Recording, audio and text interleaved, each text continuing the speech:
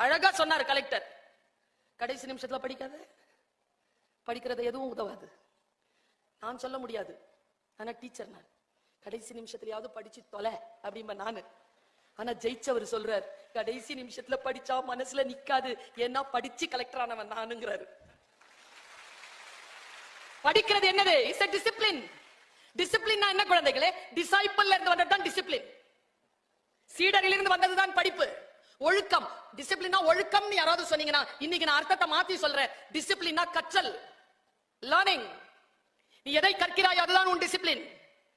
கற்றது நிற்கத்தகதான், கற்றது நிற்கணும். நல்லா யோசிச்சுப்பார்.